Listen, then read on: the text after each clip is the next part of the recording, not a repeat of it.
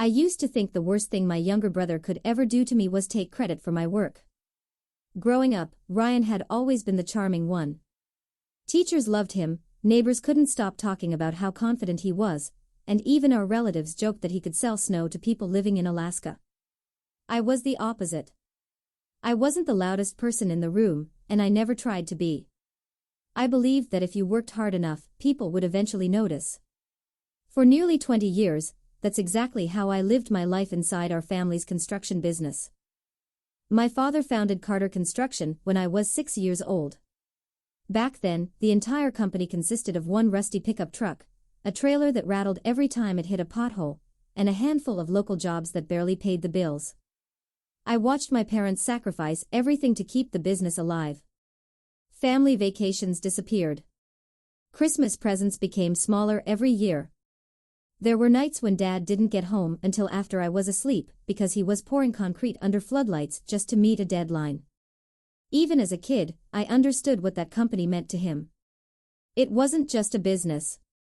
It was proof that ordinary people could build something that lasted. By the time I turned 16, I wasn't spending my summers at the lake like most of my friends. I was waking up before sunrise, loading equipment, cleaning job sites, and learning from men who had been in construction longer than I'd been alive.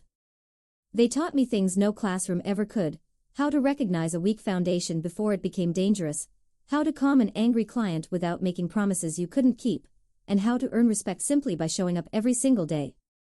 I never complained because I genuinely believed I was helping build something that would someday belong to my family. Ryan's journey looked completely different. While I stayed on job sites covered in dust and concrete, he went away to college and earned an MBA. Dad couldn't have been prouder.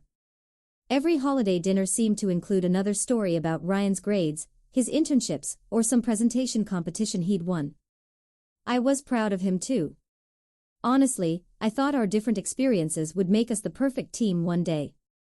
I understood how the business actually operated, and Ryan understood finance, marketing, and growth strategies. Dad had spent years telling everyone that one son would build the projects while the other would grow the company. It sounded like the perfect partnership. After college, Ryan worked for a large consulting firm in Chicago while I stayed home. Over the next 12 years, Carter Construction expanded from small residential projects into commercial buildings, schools, medical offices, and warehouses. Every promotion I received came with more responsibility but never much recognition. If a project was falling behind schedule, my phone rang. If heavy rain flooded an excavation site at 3 a.m, I was the one driving there with coffee in one hand and my work boots in the other. I missed birthdays, anniversaries, and more family dinners than I can count because I honestly believed the sacrifices would be worth it someday. Employees didn't see me as the owner's son. They saw me as the guy who answered the phone no matter what time it was. I knew every foreman by name, remembered whose kids were graduating high school, and tried to treat every employee the way I wished someone would treat my own family. Over time, people naturally came to me whenever something went wrong. At first, I thought Dad had noticed. Later, I realized he'd simply gotten used to relying on me. Everything started changing the year Dad turned 68. He looked more tired than I'd ever seen him. Climbing stairs left him out of breath, and he stopped visiting job sites every morning like he used to. One Friday afternoon, after we'd finished reviewing quarterly numbers, he leaned back in his chair and quietly said, "I think it's time I start thinking about retirement." The words hit me harder than I expected. Dad had always seemed indestructible. The idea of Carter Construction without him felt impossible. Before I could even process what he'd said, he smiled and added, "Don't worry. I've spent years preparing both of you for this." Both of you. Those 3 words stayed with me for weeks. I wasn't expecting to become CEO overnight, but hearing Dad include both Ryan and me made me believe everything would happen exactly the way he'd always promised. Ryan would handle the executive side of the business, I'd continue overseeing operations, and together we'd carry the company into its next. It seemed so obvious that I never questioned it. Looking back now, I wish I had. Because while I was busy making sure another shopping center opened on schedule, my brother was quietly making plans of his own, plans that would change my life in ways I never saw coming. the Monday after Dad announced his retirement, nothing looked different. The warehouse was just as noisy, the phones kept ringing, and the project board was already full before 8 in the morning. On the surface, Carter Construction was running exactly the way it always had. But the people felt different. Conversations stopped when I walked by. A few employees smiled, but it looked forced. I figured everyone was nervous about the transition. I didn't realize they were waiting to see what Ryan would do first. Dad called me into his office around 9. His old wooden desk was buried under retirement paperwork, something I'd never seen before. He leaned back in his chair and gave me a tired smile. "You've been carrying more of this company than you probably realize," he said. Coming from Dad, that meant everything. He wasn't the kind of man who handed out compliments just to make people feel good. I thanked him and told him I was only doing my job. He shook his head. "No, Ethan. You've been protecting this business." For a second, I thought he was about to tell me how the company would be divided after he stepped away. Instead, he looked out the window and quietly said, "Things are going to change. Just promise me you'll stay patient." Before I could ask what he meant, someone knocked on the door. Ryan walked in wearing a tailored navy suit that looked completely out of place in a construction office. He carried a stack of reports under his arm and smiled like he'd already won something. "I've been going through the numbers all weekend," he said confidently. "We have a lot of outdated habits that need to go." He spread the reports across Dad's desk and started pointing at expenses he wanted to cut. Less equipment maintenance. Fewer overtime hours. Smaller management teams. Everything sounded great if you'd never stepped onto a construction site. I tried explaining why those costs actually saved money in the long run, but Ryan barely looked up from the papers. He smiled politely and said, "That's the difference between running projects and running a company." Dad stayed quiet. That silence bothered me more than Ryan's words ever could. Over the next 2 weeks, Ryan made sure everyone knew he was in charge, even though Dad was still technically the owner. He started holding morning meetings that had never existed before, filling whiteboards with buzzwords like efficiency, scalability, and optimization. The field supervisors sat through those meetings with blank expressions. They weren't against change, but they wanted practical solutions, not corporate slogans. One afternoon, I found Mike Dawson, our senior foreman, standing outside the warehouse with a cup of coffee. Mike had worked with my father for nearly 30 years and rarely complained about anything. As I walked over, he looked toward the office windows and quietly asked, "Your brother always been this eager to fix things that aren't broken?" I laughed, thinking he was joking, but Mike never smiled. "It's just the transition," I said. "He's trying to make a good impression." Mike nodded slowly before taking another sip of coffee. "Maybe. Just don't let him forget that spreadsheets don't pour concrete." His words stuck with me long after the conversation ended because Mike wasn't criticizing Ryan, he was worried about the company. A few days later, Ryan announced that every department manager would have to submit weekly performance reports directly to him. It wasn't a terrible idea, but the way he introduced it rubbed people the wrong way. Instead of asking for feedback, he presented it as if everyone had been doing their jobs incorrectly for years. When the meeting ended, several supervisors walked over to my office instead of Ryan's. They weren't looking for permission to ignore the new rules. They just wanted someone to explain what was happening. I spent the next hour answering questions I didn't have answers to myself. That evening, Dad stopped by my office before heading home. He noticed the stack of reports sitting on my desk and let out a quiet sigh. "Getting busier?" he asked. "A little," I replied. He looked around to make sure nobody else was nearby before speaking again. "Just remember something, Ethan. The hardest part of leadership isn't making decisions. It's making people believe you're making them for the right reasons." Before I could ask what he meant, Dad patted me on the shoulder and walked away. I watched him disappear down the hallway, wondering why it suddenly felt like he was trying to prepare me for something, instead of preventing it.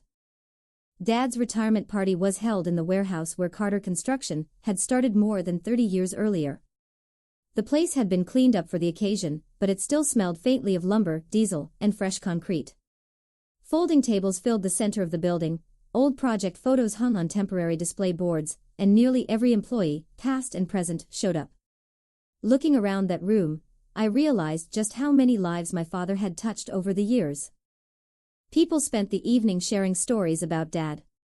One foreman talked about how Dad had personally helped rebuild his house after a tornado.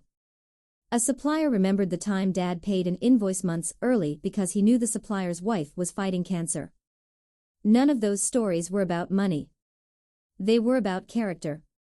That's why people respected him.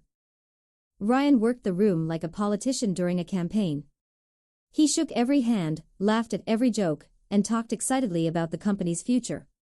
I didn't think much of it. Honestly, I was glad he seemed motivated. I wanted this transition to succeed as much as anyone else. When dinner ended, Dad stepped onto the small stage we'd set up near the loading bay. The entire warehouse fell silent. He thanked everyone for believing in a small company that had started with nothing more than determination and hard work.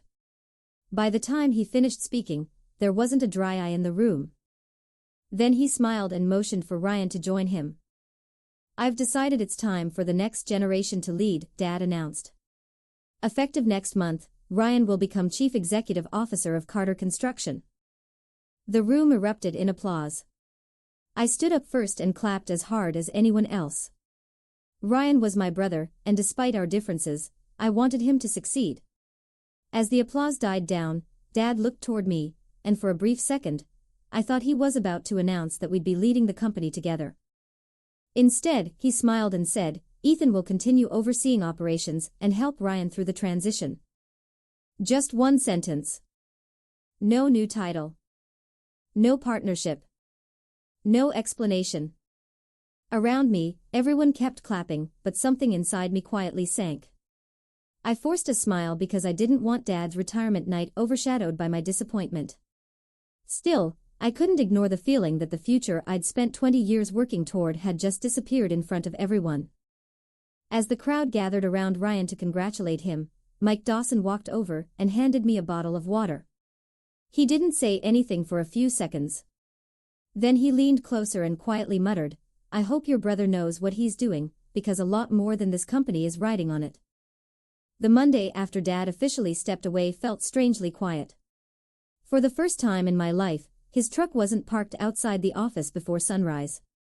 I caught myself looking toward his office window more than once that morning, expecting to see him with a cup of black coffee, studying blueprints. Instead, the blinds were open, the lights were on, and Ryan was already inside rearranging the furniture.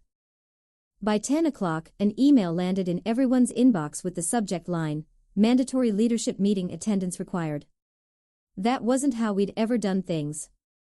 Dad usually walked through the office and invited people himself.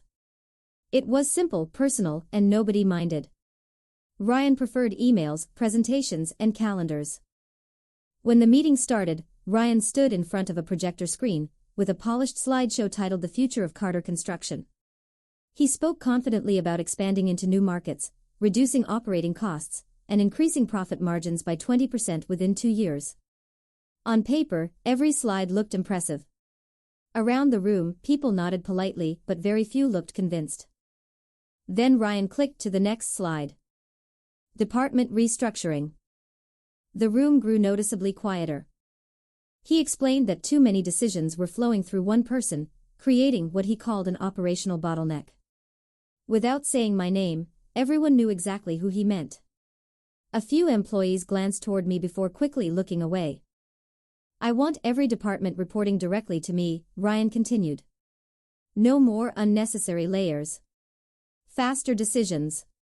More accountability." Nobody spoke. Not because they agreed. Because they were surprised. For years, department managers had come to me because I knew the projects inside and out. Ryan had just erased that system with a single PowerPoint slide. After the meeting, people slowly filed out without their usual conversations. Mike stopped beside me and folded his arms. "You okay?" he asked. I shrugged. It's his company now. Mike looked toward the conference room where Ryan was laughing with 2 consultants.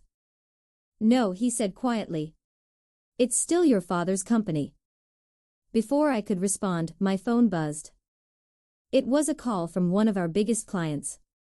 They weren't asking for Ryan. They were asking for me. And the first thing they said made my stomach tighten. "Ethan, is it true you're not handling our project anymore?" I stepped out into the parking lot before answering. Construction sites were loud enough without having difficult conversations in the middle of the office. I looked at the caller ID one more time before picking up. It was David Collins, the facilities director for Greenfield Medical Center. We'd been working with him for almost 8 years, and he'd trusted us with projects worth millions of dollars. "Morning, David," I said. There was a brief pause before he spoke. "Ethan, I wanted to ask you something before I made any decisions. Is it true Ryan assigned someone else to oversee our expansion project?" I frowned. "No one told me that." "Well," he replied carefully, "we received an email this morning saying all future communication should go directly through the CEO's office." For a moment, I didn't know what to say. The Greenfield project was only halfway finished. I'd been involved from the first site inspection, and every major decision had gone through me. Changing leadership in the middle of construction wasn't just unusual, it could create expensive delays. "I'll look into it," I finally said. "Don't make any changes until I call you back." "I trust you, Ethan," David replied. "That's why I'm calling you instead of your brother." His words should have made me feel appreciated. Instead, they made me nervous. When I walked back into the office, Ryan was laughing with 2 consultants he'd recently hired. They were standing around a whiteboard covered with charts and projected growth numbers. It looked more like a startup than a construction company. "Got a minute?" I asked. Ryan dismissed the consultants and closed the conference room door behind us. "What's up? Did you move the Greenfield account under your office?" He didn't hesitate. "Yeah." "Why?" "Because it's our biggest client." I stared at him. "I've managed that project for almost 2 years." "I know. So why change it now?" Ryan folded his arms and leaned against the table. "Because clients should build relationships with the company, not with one employee." His answer sounded rehearsed, like he'd practiced it in front of a mirror. I took a slow breath. "They already have a relationship with the company." "No," he corrected. "They have a relationship with you."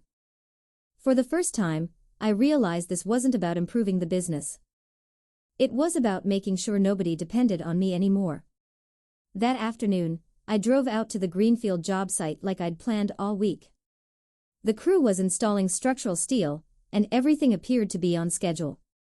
Mike spotted me from across the site and walked over. "You hear about the new reporting rules?" he asked. I nodded.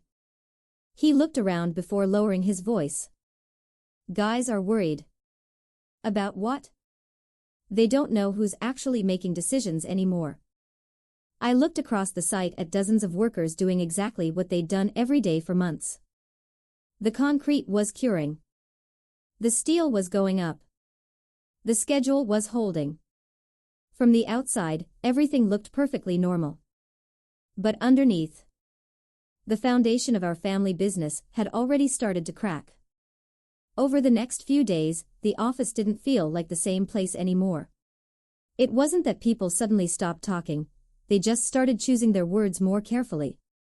Conversations ended when Ryan walked into a room. Supervisors who used to stop by my office every morning now looked over their shoulders first, almost as if asking me a question had become risky. Nobody said it out loud, but everyone could feel the company splitting into 2 camps. Ryan didn't waste any time making more changes. He hired an outside consulting firm to streamline operations, even though none of them had ever managed an active construction site. They spent hours interviewing employees, taking notes, and asking questions that sounded impressive but had obvious answers. One consultant actually asked a foreman why we kept extra generators in storage instead of renting them when needed. The foreman simply laughed and said, "Because storms don't make appointments." That afternoon, Ryan asked me to join him in the conference room. When I walked in, the consultants were already there with laptops open. Ryan smiled and motioned for me to sit down. "We've been reviewing department performance," he began. "The consultants think we're relying too much on individual experience instead of documented systems." I looked at the charts spread across the table. Everything had been reduced to percentages, graphs, and colored boxes. "So what are you saying?" I asked. Ryan folded his hands together. "From now on, every major operational decision has to be approved by me first." I frowned. "Even if it's an emergency?" "Especially if it's an emergency." I couldn't hide my surprise. "Ryan, construction doesn't wait for meetings. If a crane breaks down or a concrete pour has to be delayed, someone has to decide immediately." He leaned back in his chair. "That's exactly the old thinking I'm trying to change." The room went quiet. One of the consultants glanced at me before pretending to focus on his laptop. Even they looked uncomfortable. I stood up slowly. "I hope your system works," I said calmly. "Because if it doesn't, the people paying the price won't be sitting in this room." Ryan didn't answer. He simply picked up the next report as if the conversation was over. As I walked back toward my office, my phone vibrated again. It was Mike. His voice was lower than usual. "Ethan, we've got a problem at the Riverside Apartments job. The crew's been waiting almost 2 hours for approval to replace a damaged support beam, and Ryan isn't answering his phone." I drove to the Riverside Apartments project as fast as I could. It was only 20 minutes from the office, but every red light felt longer than the last. Mike's voice kept replaying in my head. "The crew's been waiting almost 2 hours. On a construction site, 2 hours isn't just lost time, it can throw off an entire week's schedule." When I pulled into the site, nobody was working. Nearly 30 workers stood around in small groups, drinking coffee and staring at the steel frame that stretched across the property. The crane operator was sitting in his cab with the engine off, and the concrete trucks that had been scheduled for that afternoon were parked outside the gate waiting for instructions. Mike met me before I even got out of my truck. "I'm glad you're here," he said. "We've been calling Ryan since 8 this morning." "What happened?" He pointed toward the second floor of the structure. "One of the support beams arrived with a manufacturing defect. We can't install it, but we also can't keep building until it's replaced." "Did you order a new one?" Mike shook his head. "Ryan said nobody's allowed to approve purchases over $5,000 without his signature." I stared at him. "A replacement beam costs almost 12. He nodded. "So we've just been waiting." I pulled my phone out and called Ryan. It rang 4 times before going to voicemail. I tried again. Same result. A third call. Nothing. Around us, the workers pretended not to listen, but I could feel every pair of eyes watching. Finally, I sent Ryan a text. "Critical safety issue at Riverside. Need approval immediately. Call me." A minute later, my phone buzzed. It wasn't a call. Just one short message. "In a meeting.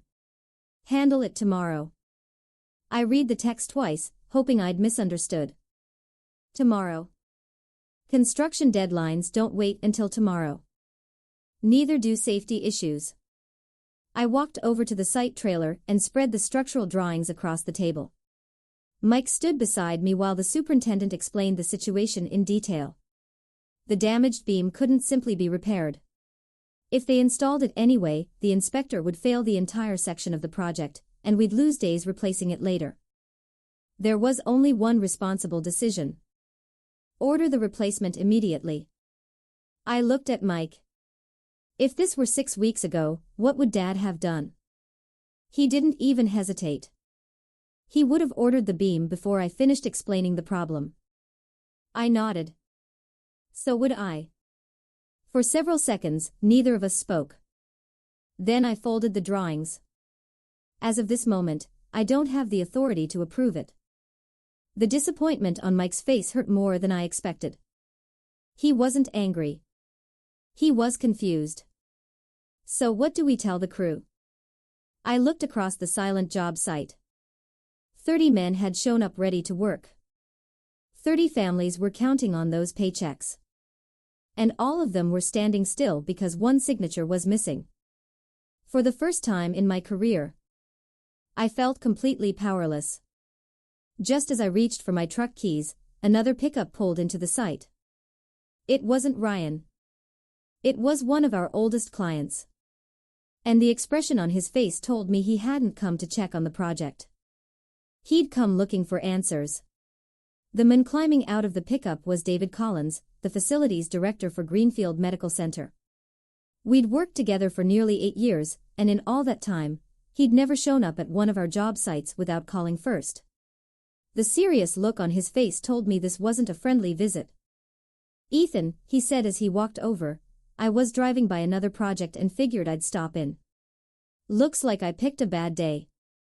I forced a smile. "We've hit a small delay." David looked past me at the idle crane and the workers standing around. "This doesn't look small."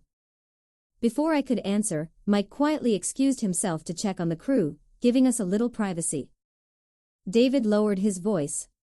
"Can I ask you something honestly?" "Of course." "Who's actually running this company now?" The question caught me off guard. "My brother's the CEO." He nodded slowly. "That's what I thought." "Then why does nobody seem to know who's allowed to make a decision?" I didn't have an answer that wouldn't make the company look worse. After David left, I drove straight back to the office. Ryan was finally there, sitting in Dad's old office with the door closed. Through the glass, I could see him laughing with the same consultants who'd been following him around for weeks. Whatever they were discussing looked far more important to him than a stalled construction project. I knocked twice before opening the door. He glanced up, clearly annoyed. "I'm in the middle of something. It'll only take a minute." The consultants exchanged uncomfortable looks before quietly gathering their laptops and leaving the room. As soon as the door closed, I placed the damaged beam report on Ryan's desk. "Riverside has been shut down all day." "I know." "You know." "I saw your text." I stared at him. "Then why didn't you answer?" He leaned back in Dad's chair, as if the entire conversation bored him. "Because I wasn't going to let another manager pressure me into making a rushed decision." I took a deep breath, trying to stay calm. It wasn't rushed. It was necessary. Ryan folded his arms. "You're too used to spending money every time a problem shows up. It's called solving the problem." "No," he replied. "It's called refusing to adapt." For a few seconds, neither of us spoke. Finally, Ryan picked up the report and signed it. "There." I looked at the clock on the wall. It was almost 4 in the afternoon. The replacement beam wouldn't arrive until the next morning. An entire workday had been lost. Dozens of subcontractors would now have to reschedule. Concrete deliveries would need to be cancelled. Inspection dates would move. One delayed signature had just cost the company thousands of dollars. Ryan slid the paperwork back across the desk. "See? The problem's solved." I looked him straight in the eyes. "No." I quietly picked up the report. "The problem is just getting started." As I walked toward the door, Ryan stopped me. "Oh, one more thing." I turned around. "I've scheduled another all-staff meeting for Friday morning." "What for?" A faint smile spread across his face. "I'll explain it to everyone then." Something about the way he said it made the hair on the back of my neck stand up. For the first time since Dad retired, I had a feeling that Friday's meeting wasn't about the company. It was about me. Friday morning arrived with a strange sense of tension hanging over the office. Nobody was joking in the break room, and even the usual chatter between project managers had disappeared. Word had spread that Ryan had another mandatory company meeting, but nobody seemed to know why. I grabbed a cup of coffee and walked toward the conference room, trying to convince myself it was just another update. Every seat was taken by the time Ryan walked in. He looked unusually confident, carrying a tablet instead of the usual stack of papers. He waited until the room was completely silent before speaking. First, he said with a smile, "I want to thank everyone for being patient during this transition. Change isn't easy, but it's necessary if we want Carter Construction to grow." A few people nodded politely. Most just listened. Ryan tapped his tablet, and a graph appeared on the projector screen. This week's delay at Riverside cost the company nearly $28,000. A quiet murmur spread across the room. I looked at the numbers. They weren't wrong. The delay had been expensive. What bothered me was what Ryan said next. And delays like that happen because people refuse to follow the new chain of command. His eyes slowly shifted toward me. The room followed. For a second, I thought he was simply making a point. Then he said my name. Ethan believed he could pressure management into approving unnecessary expenses instead of respecting the approval process. The room went silent. I felt 40 pairs of eyes staring at me. I stood up slowly. That's not what happened. Ryan folded his arms. Really? The beam was defective. The engineer rejected it. We had no choice but to replace it. He shrugged. Or maybe you were just trying to prove the old way was better. I couldn't believe what I was hearing. You think I wanted that project shut down? I'm saying you created unnecessary panic. I looked around the room. Nobody spoke. Not because they agreed with Ryan. Because they didn't know if speaking up would cost them their jobs. I took a slow breath. The only reason Riverside lost a full day was because nobody could get your approval.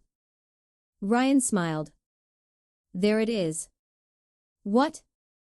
The resistance. He looked back at everyone else. This is exactly the culture I'm trying to change. For the first time in nearly 20 years, I felt like a stranger inside the company I'd helped build. Mike suddenly pushed his chair back. I was there, he said firmly. Ethan's telling the truth. The room froze. Ryan looked at Mike without saying a word. Then he smiled again. I appreciate your opinion. Opinion. Not facts. Opinion. Mike opened his mouth to argue, but I lightly shook my head. It wasn't worth it. Not here. Not in front of everyone. Ryan glanced at his tablet once more. We'll continue discussing organizational changes next week. The meeting ended and employees quietly filed out of the room. Nobody said a word to me. Not because they didn't support me. Because they were afraid of being seen standing beside me. As I walked back toward my office, I noticed something I hadn't seen before. The nameplate outside Dad's old office was gone. In its place was a brand new one. Ryan Carter, Chief Executive Officer. I stared at it for a moment. Then I looked down the hallway toward my own office. My door was slightly open. I was certain I'd closed it before the meeting. The moment I stepped inside, I knew someone had been there. My desk drawers were open. And sitting neatly in the center of my desk was a sealed envelope with my name on it. For a few seconds, I just stood there staring at the envelope. It was plain white, sealed, and my name was typed neatly across the front instead of handwritten. Something about that made it feel colder, more official.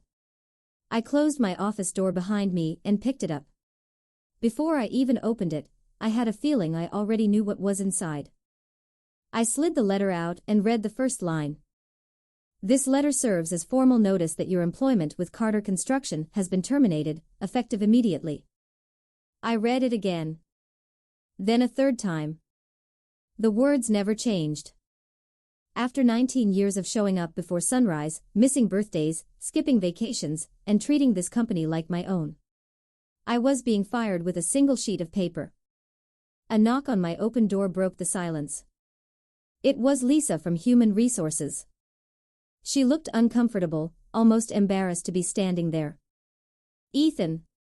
Ryan asked me to collect your company laptop, office keys, and employee badge. I looked up at her. You didn't write this, did you? She quickly shook her head. No. I didn't think so. Her eyes filled with sympathy. I'm really sorry. I gave her a small smile. It's okay. You're just doing your job. I placed my office keys on the desk and slowly opened the bottom drawer. Inside was a framed photo from 10 years earlier. Dad, Ryan, and I were standing in front of the first commercial building our company had ever completed. We were covered in dust, smiling like we'd just won the lottery. I picked up the frame and stared at it for a moment.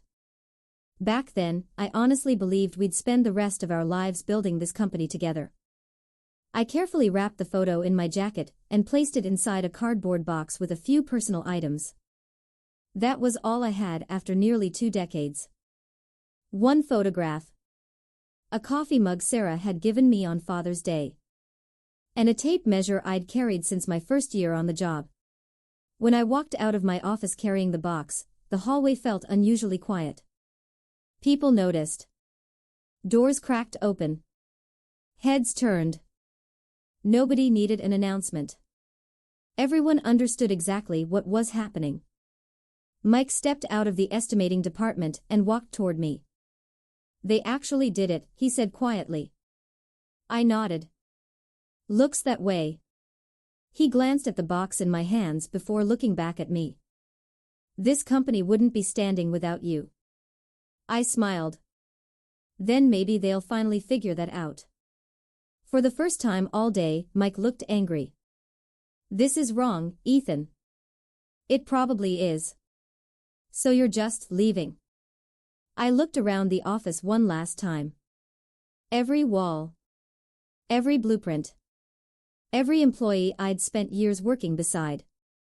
I don't think I have much of a choice. As I reached the front entrance, I heard footsteps behind me. Dad. He looked exhausted. Like he'd aged 5 years in a single week. Ethan. I stopped but didn't turn around immediately. After a long silence, I finally faced him. Did you know? He lowered his eyes. I knew Ryan wanted to restructure. That's not what I asked. Another silence. This one was even longer. Finally, he whispered.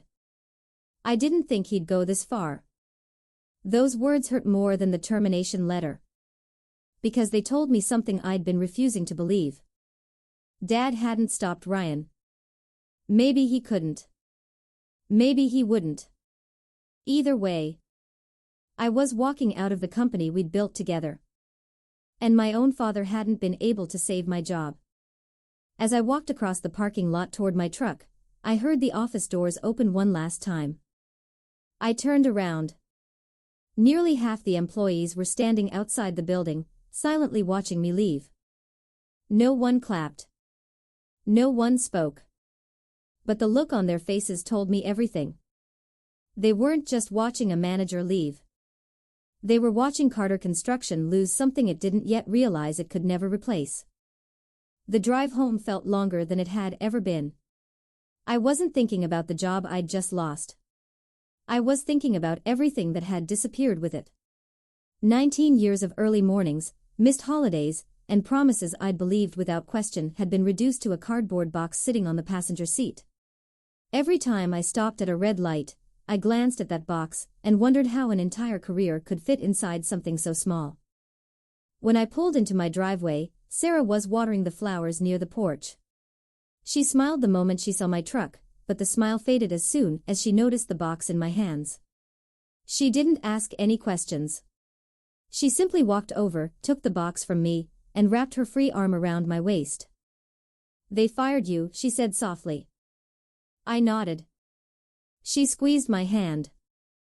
Come inside. We sat at the kitchen table for nearly an hour without saying much. Finally, I slid the termination letter across the table.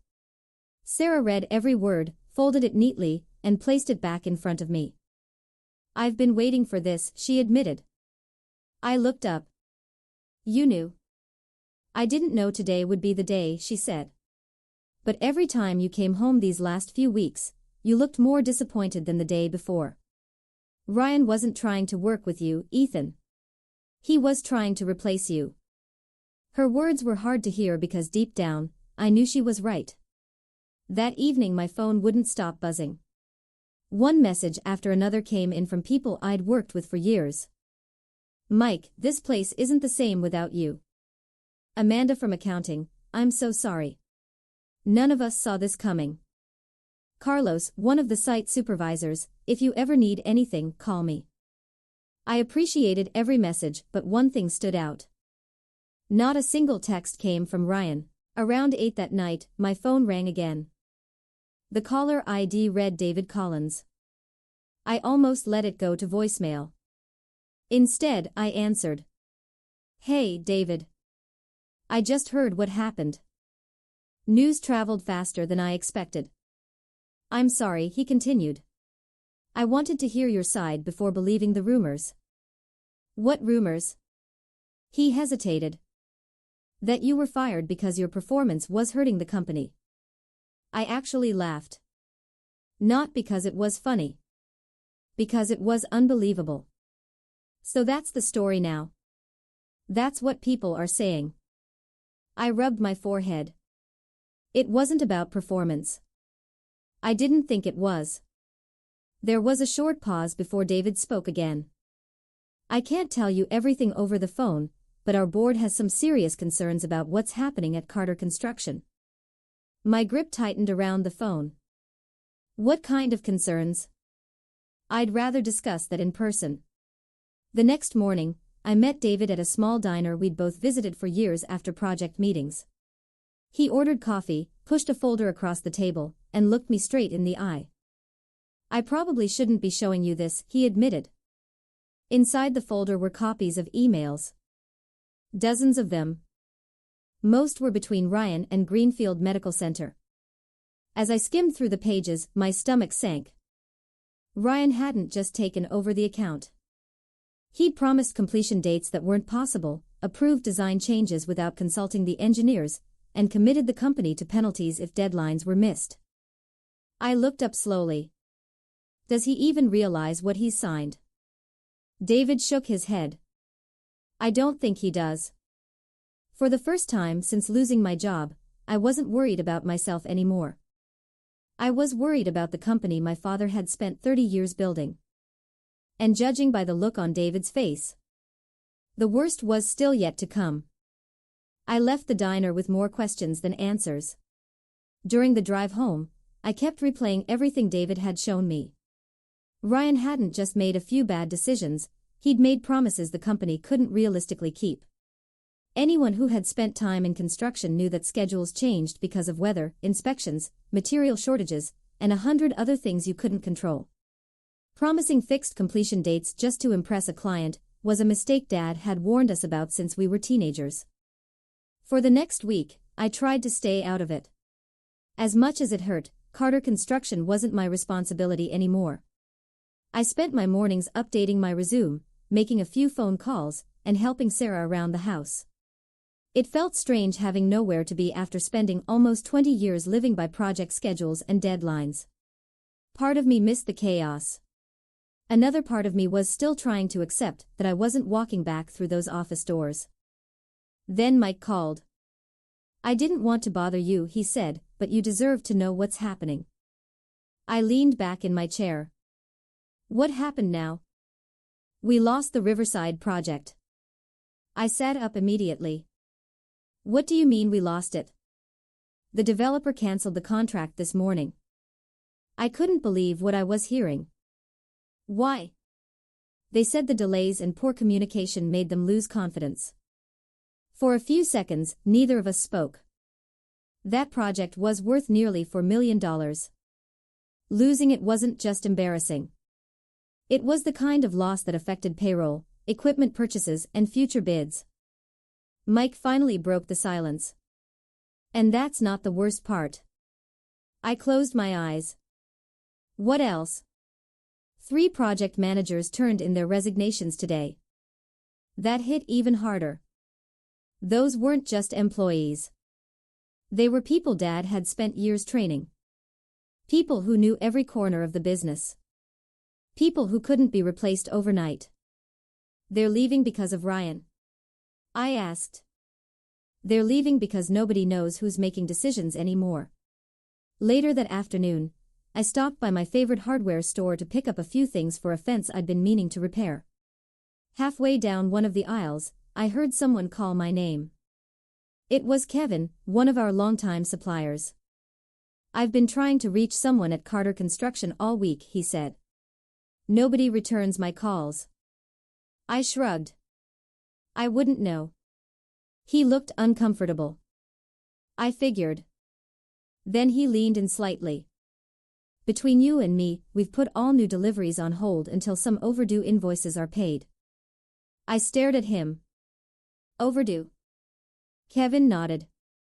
They've never paid late before. That wasn't like my father.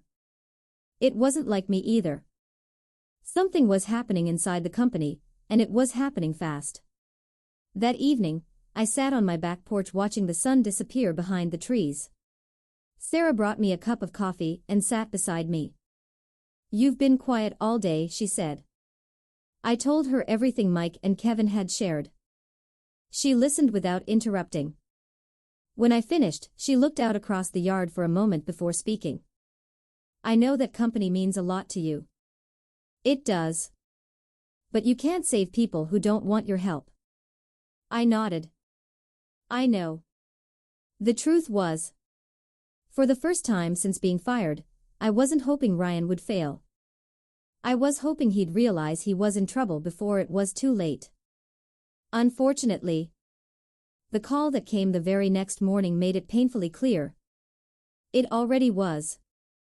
The next morning, I was halfway through replacing a section of our backyard fence when my phone started vibrating in my pocket.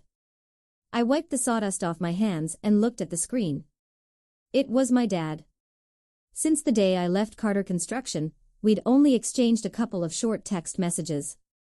Seeing his name made my stomach tighten. Morning, Dad.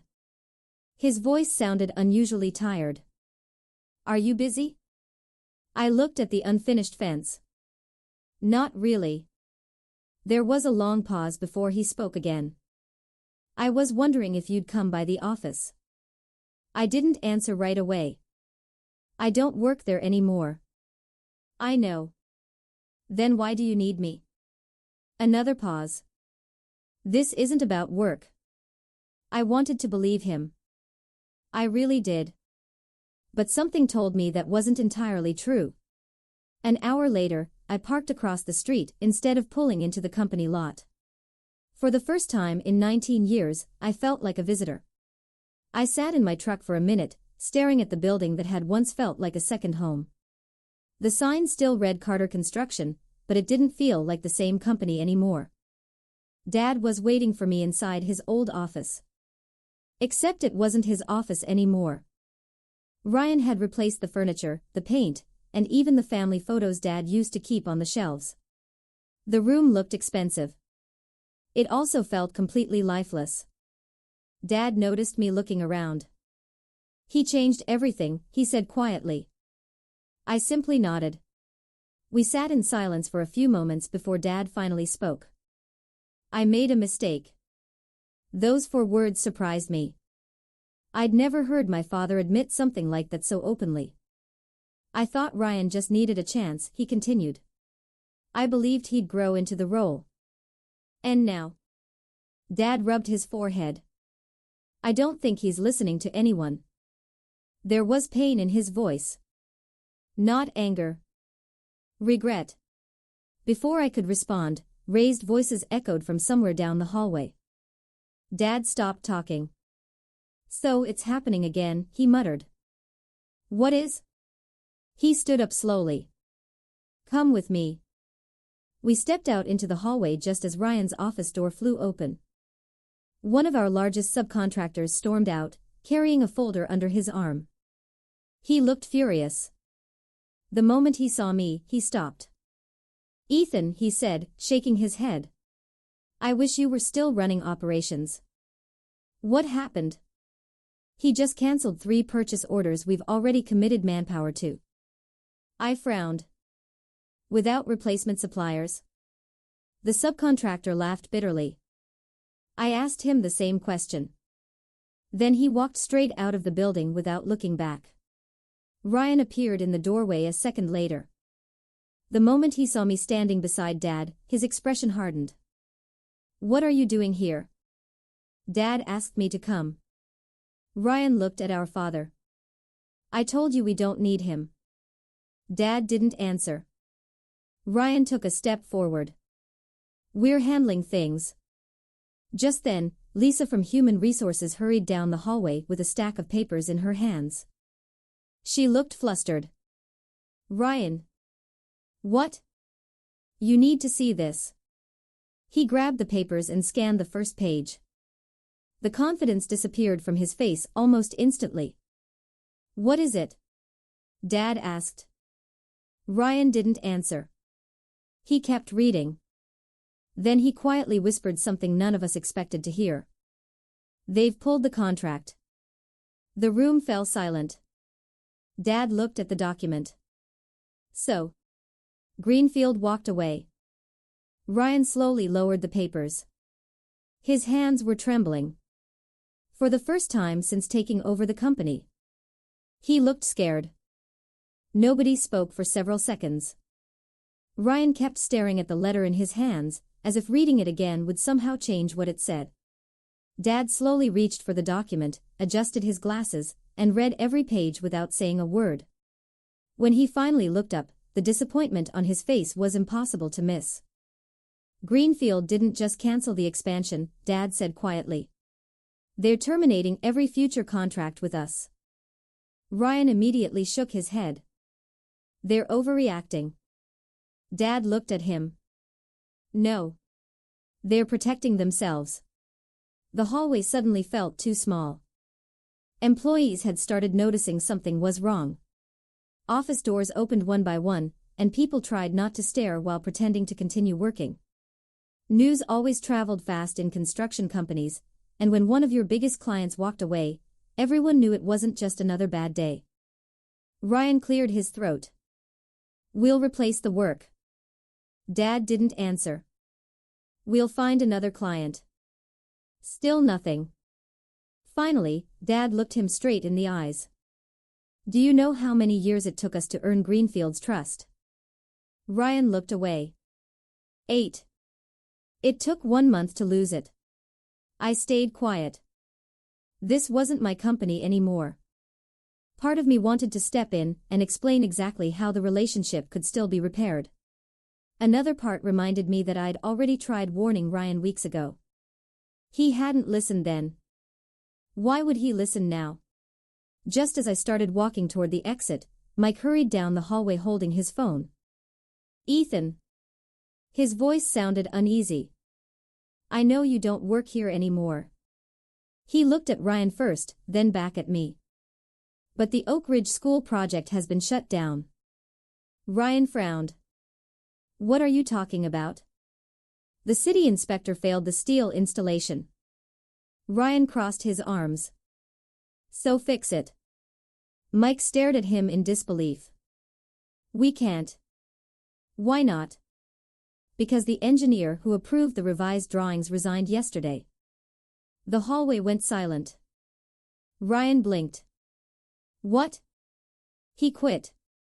And nobody told me. Mike let out a frustrated laugh. People have been trying to tell you a lot of things. Ryan pulled out his phone and immediately started making calls. No answer. He called the engineering firm. Straight to voicemail. He called the project manager. The call went unanswered again. For the first time, I watched my younger brother experience something I'd been trying to protect him from for weeks. He wasn't losing control of one project. He was losing the people. And once that happened, the projects always followed. Dad slowly turned toward me. I wish we'd listened. There was genuine regret in his voice. I wanted to tell him everything would be okay. But I couldn't. Because I honestly didn't know if it would. I simply placed a hand on his shoulder. I hope Ryan figures it out. Dad gave me a tired smile. So do I. As I reached the parking lot, my phone buzzed. It was a message from Mike. 3 more supervisors just resigned. Before I could even process that, another message appeared. The bank's coming in Monday morning. I stared at the screen. The bank? That wasn't a routine meeting. Banks only showed up when they were worried about their money. I looked back at the Carter construction building one last time. The lights were still on. Employees were still moving through the windows. From the outside, everything looked normal. But I had a feeling that by Monday morning, nothing ever would be again. I barely slept that weekend. Even though I wasn't part of Carter Construction anymore, I couldn't stop thinking about the company. Every time my phone buzzed, I expected another piece of bad news. Sarah finally looked at me Sunday night and said, "You know you don't work there anymore, right?" I smiled, but she was right. My heart just hadn't accepted it yet. Monday morning, Mike called before I even finished my first cup of coffee. "They're here." "The bank?" "Yeah." His voice was flat. "They brought 2 people I've never seen before." Around noon, curiosity got the better of me. I wasn't planning to go inside, but I drove past the office on my way to another appointment. The parking lot was unusually full. Several expensive SUVs were parked near the entrance, and through the front windows I could see people in suits walking from office to office with folders tucked under their arms. This wasn't a routine visit. Banks don't send teams like that unless they're worried. My phone rang again. It was Dad. "Ethan, could you stop by?" I hesitated. "I don't think that's a good idea." "It won't take long." There was something in his voice I'd never heard before. Not authority. Not confidence. Desperation. When I walked into the office, nobody seemed surprised to see me. In fact, several employees quietly nodded as I passed. A few even smiled, almost relieved. It was strange. Just 2 weeks earlier, I'd left carrying a cardboard box. Now it felt like people were silently hoping I'd somehow fix everything. Dad was waiting in the conference room. He looked exhausted. The dark circles under his eyes were deeper than I'd ever seen them. Across the table sat 3 people in business suits, each with stacks of financial reports spread out in front of them. One of them introduced himself. "Mr. Carter, I'm James Porter with First National Commercial Banking." I shook his hand and sat down without saying much. James opened a folder and spoke calmly. "The company has missed several financial targets outlined in its lending agreement." Dad nodded quietly. James continued. "Normally, that wouldn't be enough to concern us." He turned another page. "But losing Greenfield Medical Center significantly changes the company's projected cash flow." The room became silent. Ryan shifted uncomfortably in his chair. "We're already negotiating new contracts," he interrupted. James looked at him politely. "We're aware." Then he paused. "But at this moment projections don't pay invoices." Ryan leaned forward. "This is temporary." "I hope you're right," James replied. "Because if cash flow continues at its current rate." He slid one final document across the table. "The bank will suspend your operating line of credit." Even I felt my stomach drop. Construction companies survive on cash flow. Without that credit line, payroll becomes difficult. Equipment payments get delayed. Material orders stop. Projects stall. Everything begins collapsing at once. Nobody spoke for almost a minute. Finally, Dad looked toward me. Not asking for an answer. Just looking. The same way he used to whenever he wasn't sure what decision to make. Ryan noticed it too. His jaw tightened. For the first time since becoming CEO, he realized something painful. The person Dad instinctively trusted in a crisis wasn't sitting in the CEO's chair. It was the son he'd fired. As the meeting came to an end, James stood up and gathered his papers. "We'll return in 2 weeks for another review," he said. "I sincerely hope the situation has improved." The door closed behind him. The room was silent. Then Ryan finally looked at me. His pride was still there. But for the first time, so was fear. The meeting ended without anyone saying much. I stood up, shook Dad's hand, and walked toward the door. Just as I reached the hallway, Ryan called my name. "Ethan." I turned around. "For what it's worth," he began, "I'm handling this." I studied his face for a moment. 6 months ago, those words would have reassured me. Now they sounded more like something he was trying to convince himself. "I hope you are," I replied before walking away. By the time I reached my truck, my phone buzzed again. It was David Collins. "Do you have a few minutes?" "Sure. I'd rather meet in person." His tone immediately caught my attention. "When?" "Today." We met at the same diner we'd visited countless times over the years. This time, David didn't waste a second on small talk. "I'll get straight to the point." He slid a business card across the table. It belonged to North Ridge Builders, one of the fastest-growing commercial contractors in the state. I looked back at him. "Why are you giving me this?" "They're looking for someone to run operations." I smiled politely. "I'm not really in the mood to jump back into construction." David leaned forward. "Ethan, they didn't ask me to find someone." He paused. "They asked me to find you." I stared at the business card. "Me?" David nodded. "They've heard about your work for years." "From who?" "Clients." That surprised me. "They've watched projects you managed finish on time, while everyone else struggled. Your reputation didn't disappear because Ryan fired you." I looked down at the card again. For the first time since losing my job, someone wasn't seeing me as a former employee. They were seeing me as an asset. 2 days later, I agreed to meet North Ridge's owner, Mark Sullivan. His office overlooked one of the busiest commercial developments in Columbus. Through the window, I could see 3 tower cranes moving steel into place. Mark greeted me with a firm handshake. "I've been trying to hire you for 3 years." I laughed. "You never called." "I figured Carter Construction would never let you leave."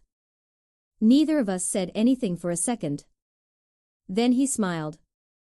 "Looks like they made that decision for me." The interview didn't feel like an interview. Mark never asked where I saw myself in 5 years, or what my biggest weakness was. Instead, he asked about people. "How do you handle a foreman who's losing his crew? What do you do when a client loses confidence? What's the hardest decision you've ever made on a job site?" Those were questions only someone who understood construction would ask. By the end of the meeting, he closed his notebook.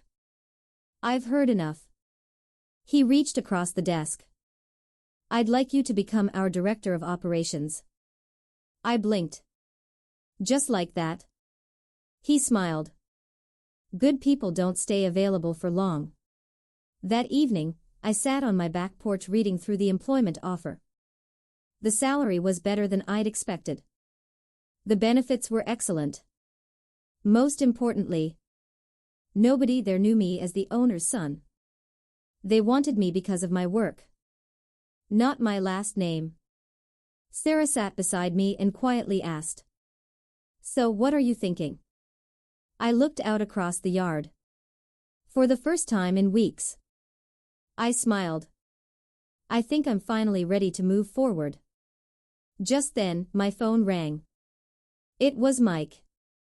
The excitement in my voice disappeared the moment I answered. "Ethan." He sounded shaken. "What happened?" Mike took a slow breath. "Ryan just laid off 23 employees." I closed my eyes. 23 families. 23 paychecks. 23 people paying the price for decisions they never made. And somehow, I knew the worst still wasn't over. Life has a funny way of moving forward, even when you don't think you're ready. 6 months after leaving Carter Construction, I wasn't waking up angry anymore. I was waking up with a purpose. North Ridge Builders had given me something I hadn't realized I'd lost: confidence. Nobody compared me to my father. Nobody treated me like the owner's son.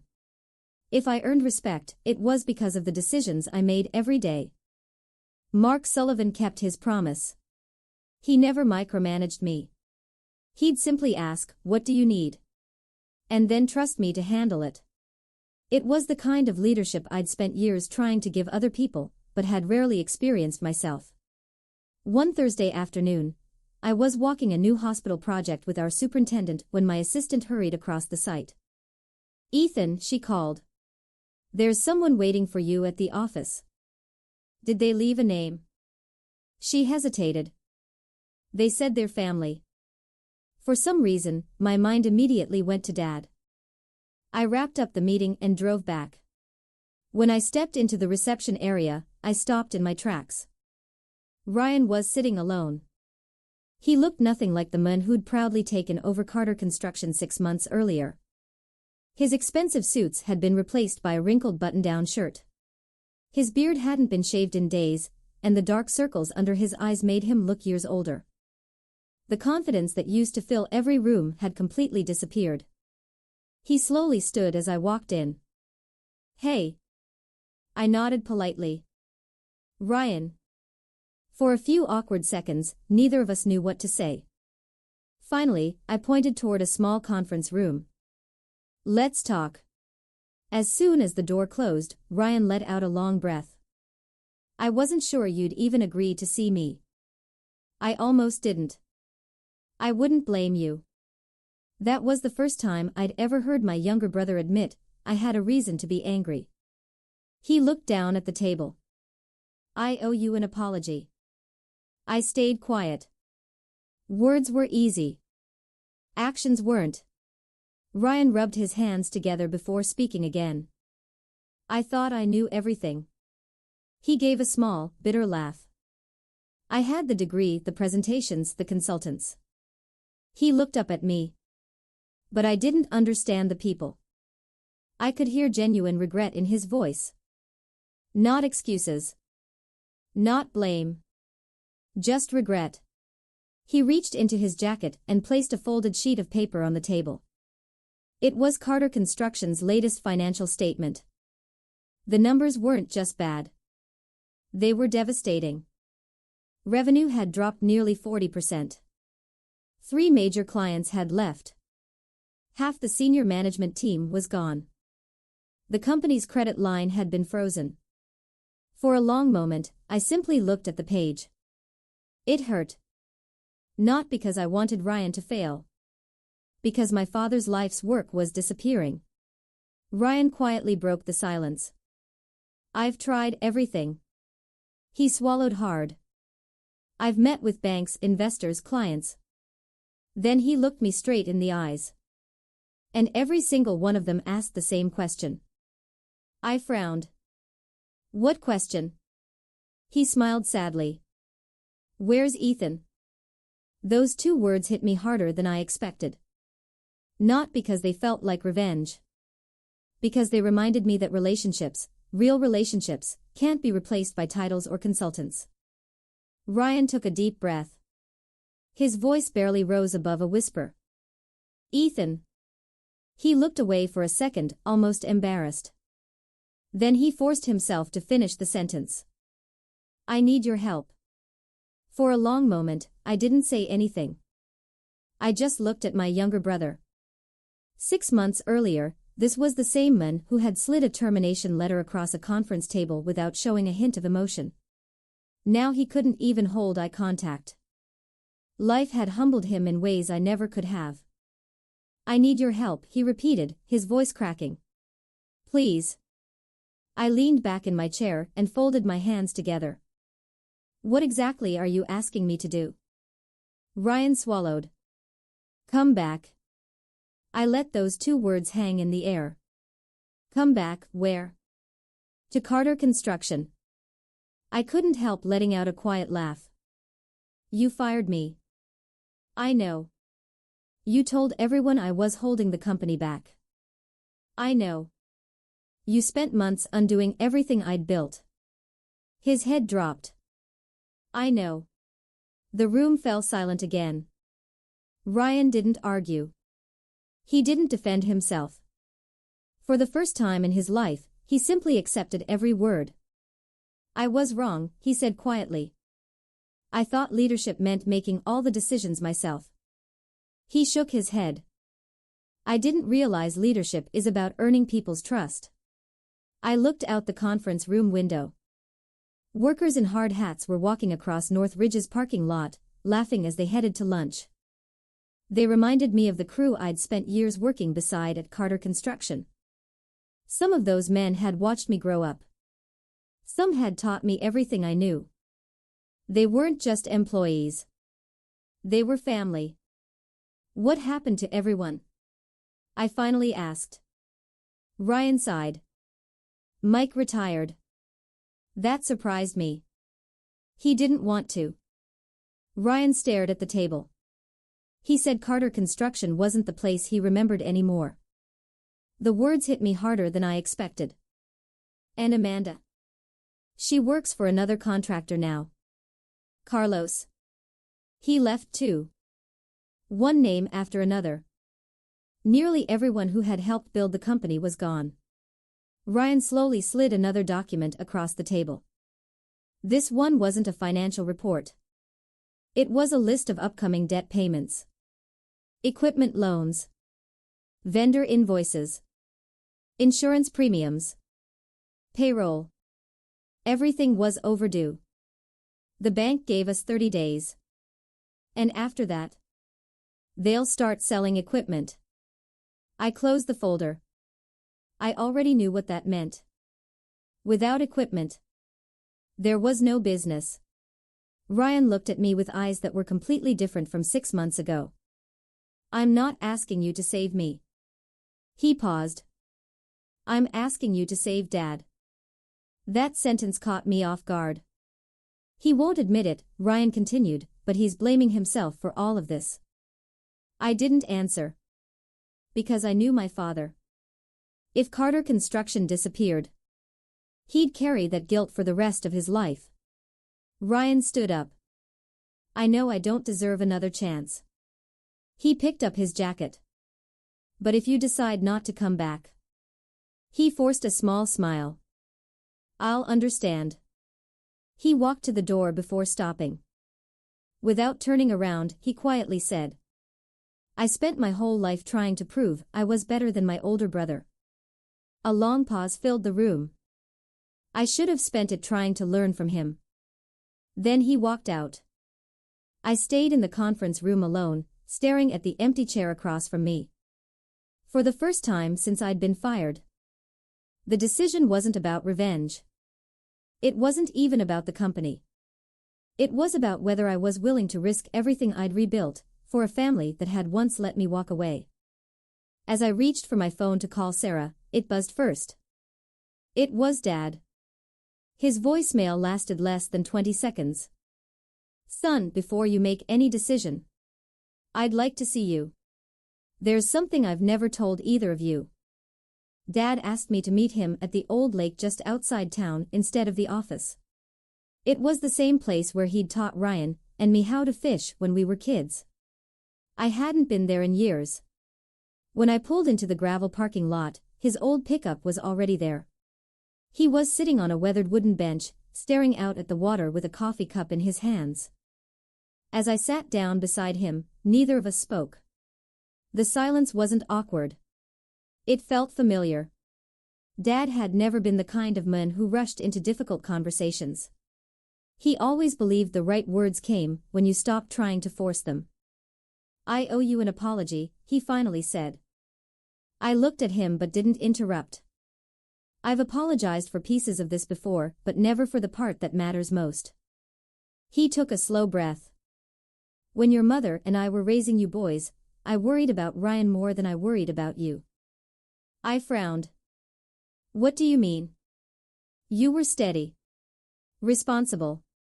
If I gave you a job, I knew it'd get done. Ryan.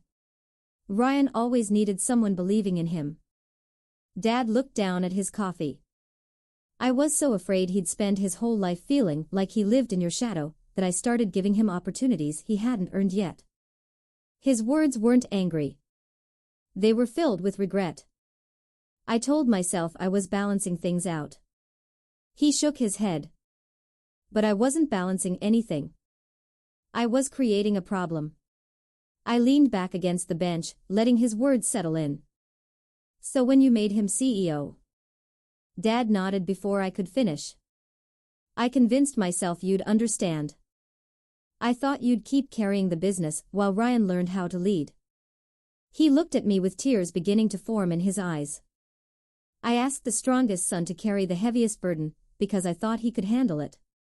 For the first time since everything happened, I understood something. Dad hadn't chosen Ryan because he trusted him more. He'd chosen Ryan because he'd underestimated how much that decision would cost everyone else. I should have made you partners, Dad whispered. Not because you were my oldest son. He looked directly at me. Because you earned it. Those were the words I'd wanted to hear for years. Strangely, they didn't bring the satisfaction I thought they would. They just made me sad. Dad reached into his jacket pocket and handed me a small brass key. I recognized it immediately. The storage building? I asked. He nodded. The one behind the original warehouse. I haven't opened it in years. I turned the key over in my hand. What's in there? A box. He smiled faintly. I packed it the day before I retired. I looked at him, confused. For what? In case I was wrong. The next morning, I drove to the old warehouse. The storage building was exactly the way I remembered it, dusty, quiet, and forgotten. The brass key turned with a loud click. Inside, covered by an old canvas tarp, sat a single cardboard box with my name written across the top in Dad's handwriting. I carefully lifted the lid. The first thing I saw was a thick blue binder. On the cover were 5 handwritten words. Ethan's Leadership Transition Plan. My heart skipped a beat. Underneath it was another envelope. This one simply read. If you're opening this. I failed both of my sons. I slowly picked up the envelope. Before I could open it, my phone started ringing. The screen showed Ryan's name. I answered immediately. His voice was shaking. Ethan. He sounded like he was trying not to panic. The bank's here. He took a deep breath. They're taking the equipment. And for the first time, I realized I didn't have much time left to decide whether Carter Construction would survive, or become nothing more than a memory. I drove to Carter Construction without thinking. The entire way there, Dad's unopened letter sat on the passenger seat beside me. Part of me wanted to stop and read it. Another part knew there wasn't time. If the bank had already started repossessing equipment, every minute mattered. As I turned into the yard, the first thing I saw was a flatbed truck backed up to one of our excavators. 2 men in reflective vests were checking serial numbers while another filled out paperwork on a clipboard. A small group of employees stood nearby, silently watching. No one argued. No one protested. They all knew the company didn't have the money to stop it. Mike had once told me that construction companies don't usually die all at once. They lose one piece at a time until there's nothing left to save. Watching that excavator being loaded onto the trailer, I finally understood exactly what he meant. Ryan was waiting outside the office. The moment he saw me, relief washed across his face, but it disappeared just as quickly. He knew showing up wasn't the same as forgiving him. I didn't think you'd come, he admitted. I came to see what was happening. He nodded toward the yard. You can see it for yourself. There was no confidence left in his voice. Only exhaustion. Inside the building, the atmosphere felt completely different from the day I carried my cardboard box out the front door. Phones barely rang. Half the offices were empty. Desks that had once belonged to longtime employees had already been cleared out. The place felt less like a business and more like a building waiting to be locked for the last time. Dad was sitting alone in the conference room. He looked up when I walked in. "I wasn't sure you'd come either." "I almost didn't." He nodded. "I wouldn't have blamed you." The bank manager spread several documents across the table. "We're prepared to work with Carter Construction," he said calmly, "but only if we believe the business has a realistic recovery plan." He looked directly at Ryan. "So far, we haven't seen one." The room fell silent. Then he looked at me. "I understand you previously managed operations here." "I did." "If you were in charge today." He paused. "What would you do?" Ryan looked at me but didn't say a word. For the first time since taking over the company. He wasn't trying to answer for everyone else. He was listening. I took a slow breath before speaking. "The first thing I'd do is stop pretending this company has a communication problem." Everyone looked at me. "It has a trust problem." I pointed toward the empty offices. Clients didn't leave because of one delayed project. I looked at Ryan. They left because the people they trusted disappeared. Then I turned toward the bank manager. "No financial plan works until the relationships are repaired." He slowly nodded. "Go on." I spent the next 20 minutes explaining exactly what I would do. Call every major client personally. Meet every supplier face to face. Bring experienced supervisors back if they were willing. Stop chasing unrealistic growth. Finish every project already under contract before accepting new work. No flashy presentations. No impossible promises. Just honest work. Exactly the way Dad had built the company 30 years earlier. When I finished, the room was completely silent. The bank manager closed his notebook. "That's the first practical recovery plan we've heard all month." Then he stood up. "We'll give the company 30 more days." As everyone slowly left the conference room, Ryan stayed behind. He looked at me for a long time before quietly asking, "So?"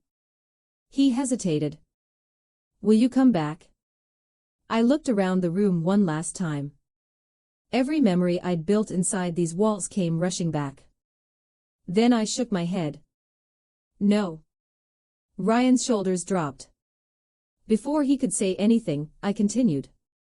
"I won't come back as your employee." He frowned. "I don't understand." "I have a job now. A good one. I finally work somewhere I'm respected because of what I know, not because of whose son I am." Ryan slowly nodded. "I get that. But..." I looked him straight in the eyes. "I'll help you." His expression changed. "I'll spend the next 30 days helping you rebuild relationships, organize operations, and give this company a chance." I paused. "After that, you and Dad take it from there." Ryan didn't smile. He simply walked over and hugged me. It was awkward. Short. But genuine. For the first time in years. He wasn't hugging the brother he wanted to beat. He was hugging the brother he was finally grateful to have. As we walked out of the conference room together, Dad was waiting in the hallway. He didn't say a word. He just placed one hand on each of our shoulders. For the first time in a long time. It felt like we weren't standing there as a CEO, a former employee, or a company founder. We were simply a father and his two sons. And somehow, that was the strongest foundation we'd had in years. Epilogue. The next 30 days were some of the hardest of my career. I wasn't an employee of Carter Construction anymore, and I never pretended to be. Every morning I'd finish my responsibilities at North Ridge, then spend my evenings helping Dad and Ryan rebuild what was left. I made introductions, repaired relationships with suppliers, and sat across conference tables from clients who had every reason not to trust our family anymore. Not everyone came back. Some projects were gone for good. Some employees had already built new lives elsewhere. And I never asked them to return. Because loyalty isn't something you demand. It's something you earn. The biggest surprise wasn't watching the company change. It was watching Ryan change. He stopped pretending he had all the answers. Instead of talking through consultants, he started visiting job sites before sunrise. He listened more than he spoke. When he made a mistake, he admitted it. The first time I saw him apologize to one of our foremen in front of the entire crew, I realized something had finally clicked. Leadership wasn't about proving you were the smartest person in the room. It was about making everyone else believe they mattered. Dad officially stepped away a few months later. This time, it felt different. There were no speeches about the future. No promises. No expectations. Just a quiet handshake between three men who had finally learned that a family business couldn't survive if the family itself was falling apart. Before leaving, Dad handed me the letter I'd found in the storage building. "You should read it now," he said. That night, I sat on my back porch while Sarah read beside me. I carefully unfolded the letter. "Ethan," it began. "If you're reading this, then I was right to be worried. I've spent my whole life believing hard work could solve every problem. It took me far too long to realize that some problems can't be fixed with longer hours or better plans. They can only be fixed with honesty. I asked you to carry responsibilities I should have carried myself. I expected you to sacrifice because I knew you would. That wasn't leadership. It was unfair. I hope one day you forgive me, not because I deserve it, but because I don't want bitterness to become the family business I leave behind." By the time I reached the last sentence, I had to stop reading. For years, I'd wanted an apology. When I finally got one, it mattered less than I thought. Because forgiveness had already started long before I opened the envelope. A year later, Carter Construction was smaller than it had once been, but it was stable again. Ryan never tried to become the man he used to be. Instead, he became someone better. The company focused on fewer projects, kept its promises, and slowly earned back the trust it had lost. As for me, I stayed at North Ridge. Mark offered me a partnership 6 months after I joined, and for the first time in my career, I accepted without feeling guilty. I wasn't leaving my family's legacy behind. I was finally building one of my own. People still ask me if I regret not going back to Carter Construction full-time. The answer always surprises them. I don't. Walking away wasn't what healed my family. Coming back on my own terms did. Sometimes love means staying. Sometimes love means leaving. And sometimes it means returning just long enough to help the people who hurt you find their way without losing yourself in the process. If there's one thing this experience taught me, it's that businesses can always be rebuilt. Relationships are much harder. Take care of the people who stand beside you while you're climbing. Because one day, when everything starts falling apart, they'll be the only reason you have a chance to build it again.